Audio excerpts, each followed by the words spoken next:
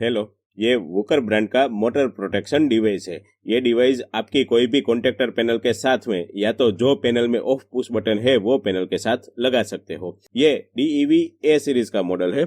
ये motor protection device आप single phase की 0.5 HP से लेकर 10 HP की मोटर के साथ लगा सकते हो और 3 फेज की 1 HP से लेकर 20 HP की मोटर के साथ लगा सकते हो। इस बॉक्स को हम ओपन करके देख लेते हैं।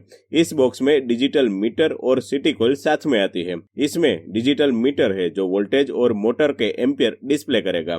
ओवरलोड प्रोटेक्शन है, यानी कि मोटर ज्यादा एम्पियर ले रही है तो मोटर को बंद कर देगा। ड्राई रन प्रोटेक्शन है, अगर पानी खत्म हो गया है तो भी मोटर को बंद कर देगा। और वोल्टेज का भी प्रोटेक्शन है, अगर वोल्टेज का फ्लक्चुएशन आया तो भी मोटर को बंद कर देगा।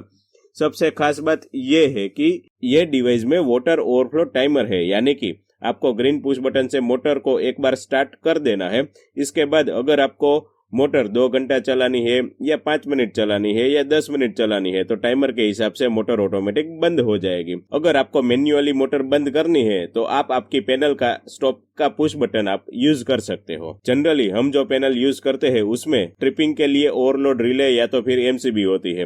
ओवरलोड रिले का ट्रिपिंग मैकेनिज्म मेटल हीटिंग के ऊपर रहता है, तो उसमें ट्रिपिंग टाइम फास्ट नहीं होता है, जिससे आपकी मोटर जल सकती है और मेंटेनेंस भी आता है। ये डिवाइस में डिफॉल्ट ट्रिपिंग टाइम 5 सेकंड का ही है, जिससे मोटर की सेफ्टी बढ़ जाएगी।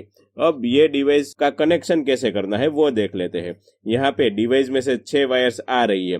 इसमें से रेड और ब्लैक तार को फेज और न्यूट्रल के साथ देना है। 2 ग्रीन वायर को सिटी कॉइल के साथ जोड़ना है। मोटर के R वायर को सिटी कॉइल में से पास कर देना है और बाकी बचे 2 येलो वायर को आपको ऑफ पुश बटन के साथ सीरीज करके जोड़ना है। ये मोटर प्रोटेक्शन डिवाइस आप ये सभी प्रकार की पैनल के साथ जोड़ सकते हो। ये सभी पैनल में आपको ऑफ पुश बटन टर्मिनल से वायर निकाल के येलो वायर के साथ जोड़ना है और ऑफ पुश बटन टर्मिनल में दूसरा येलो वायर जोड़ देना है।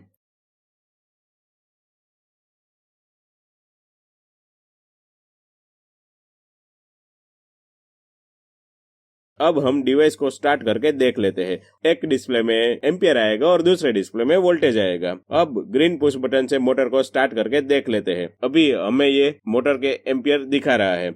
जब लाइन से पानी आना स्टार्ट हो जाए तब आपको इसके एम्पियर देख के डिवाइस में एम्पियर की सेटिंग कर देनी है। अगर मान लीजिए हमारी मोटर 5 एम्पियर ले रही है तो एम्पियर का सेटिंग कैसे करना है वो देखते हैं। सबसे पहले ड्राई रन की सेटिंग के लिए DR बटन को लॉन्ग प्रेस करते हैं। इसमें हमें ड्राई रन एम्पियर का सेटिंग करना है।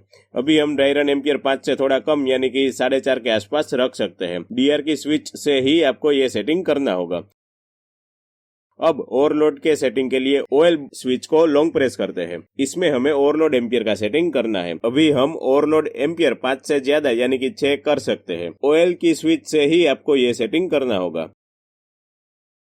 टाइमर की सेटिंग के लिए टाइमर स्विच को लॉन्ग प्रेस करके वाटर ओवरफ्लो टाइमर आप सेट कर सकते हो।